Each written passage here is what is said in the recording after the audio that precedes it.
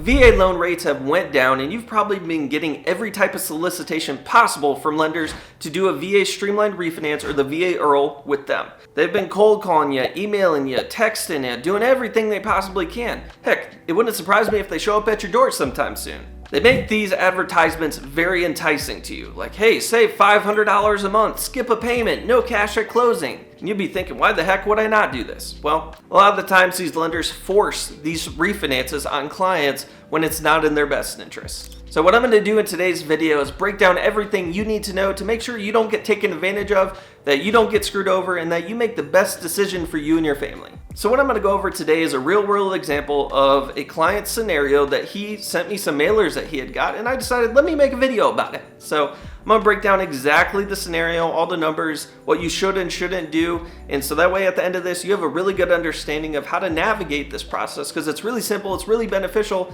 but again, a lot of lenders rush this to make a quick buck. Patience wins. And so I'm going to break down everything you need to know. So my client James, he purchased the house last year for $450,000. Now, 12 months later, his loan balance is only at $445,000, but that's because lenders front load the interest because they know you're probably not going to stay with them too long, especially with how rates are going. But nonetheless, his loan balance is $445,000. And he got a piece of mail saying he could get his rate down all the way to 5.2, down from 6.7. Now, you may be thinking, Tyler, that's a fantastic deal. I could save 1.5%, and they're saying I could save like $450 a month. Like, why would I not do this? Well, definitely it's an option to look into. The math I'm about to present to you is going to show you it may not always be the best interest to fall for the lowest payment, the no cash at closing, and skip a payment pitches that these lenders give to people. If you don't know, the VA IRRRL is the easiest loan there is. There's no credit check, there's no appraisal, there's no income verification. It's not like anything you did when you purchased your house. They make it so easy to lower your payment quickly when the rates go down. So what I'm going to do is I'm going to go over two different options. One is what the lender pitched him, and one is what I pitched him as far as what I think he should do in this scenario. So like I had mentioned, this lender was talking about how he can get a 5.25% interest rate and skip his next 2 payments and then also have no cash due at closing. You don't think there's a downside to that, right? But there's always a catch to everything. What I recommended he do is, hey, let's take a rate that's not going to strip away your equity. Let's take a rate that's going to save you, and let's structure it so that way you're planning to make next month's payment anyway, even if you didn't do this refinance. So why skip one? Unless you absolutely need to. Yes, that's an option. Yes, it raises the numbers a little bit, but in this scenario, he doesn't need to skip a payment, so that's what I went with. So let's just assume the title charges are about $2,500 to do this refinance.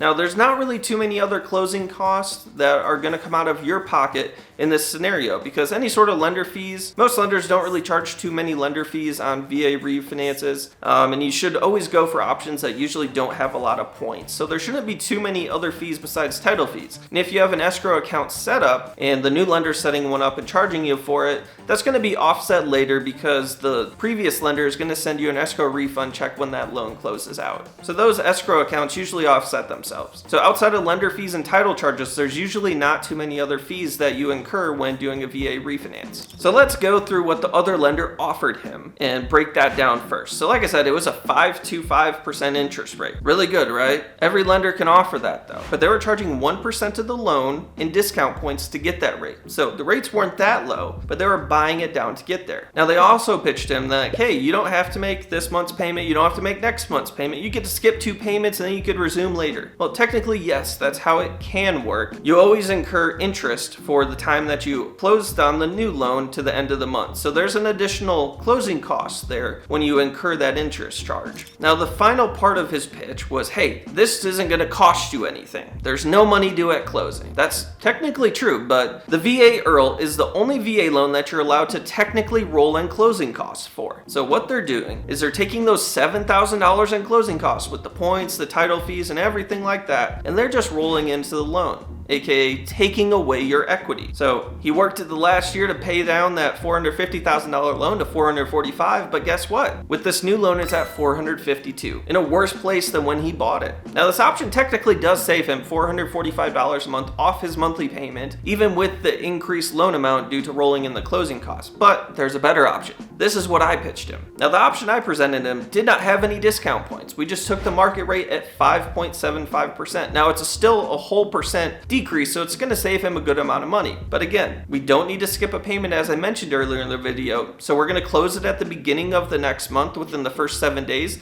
and we can get what's called an interest credit. So instead of paying interest from the day you close to the end of the month, the lender's actually giving you a credit because you're not skipping a payment. So he's not going to have like any months where he doesn't make a mortgage payment in this scenario, but again, this is going to lower his costs to do this refinance, which at the end of the day is my biggest goal of protecting your equity. Now the really cool part is his loan amount does not change either. So his new loan is still at $445,000. So it's $7,000 less than what the other lender pitched him. Now I didn't pitch him no cash at closing like the other lender, because again, I don't want to raise up his loan amount more than we need to. Now when you close within the first 7 days, technically you don't need to make your old mortgage payment. So what I told him to do was hold off on making that, and basically the cash due at closing is going to be very close to what his payment would be. So it's not going to mess up his budget or his finances or anything like that. So all in all, the deal that I structured for him lowered his payment a whole %, which saved him about $322 a month, and it also did not strip away any of the equity that he's already gained in the home. Now if you ask me, that's how I'm going to recommend structuring things. Yes, technically I could still give you that 5.2, but it's likely going to come with a cost, and then you're likely going to want to roll that into your loan amount so it doesn't mess up any cash out of your pocket. But again, we need to protect your equity at all costs, because again, you never know when you're going to sell. That $7,000 in equity lost of the other lender's proposal, I mean, that's probably half of what the listing agent would have got from selling your home. So please be cognizant of those loan amounts when you're shopping for the VA IRRRL or the VA Streamlined Refinance, because lots of lenders will pitch it how I just showed you. They're going to say there's no money down. They're going to say you can skip a payment and you're going to get the lowest possible rate. Well, yes, that's possible. It's not always in your best interest.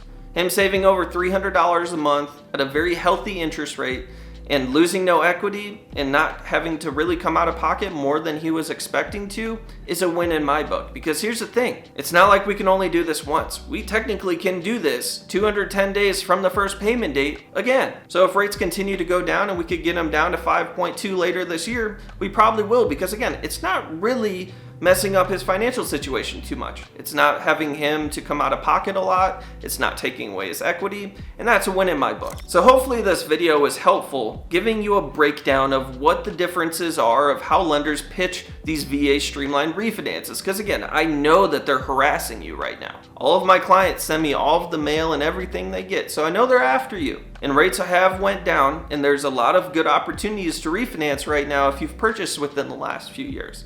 But again, I always recommend do it the smart way. Do it the way that makes the most financial sense for you and your family. And I am here to be a resource for you. We're in 48 states. I promise I'll shoot you straight. I'm not going to sell you on something that I wouldn't do myself. So please reach out to me or my team. My contact information is on my page. Reach out with any questions. I'm here to help you. Thank you so much for watching today's video. I know this was a little bit of a long one, but I needed to do it to help educate people. So thank you again for all the support and sticking to the end. I appreciate you. Make sure to like, comment, subscribe, all that fun stuff, and I'll catch you in the next video.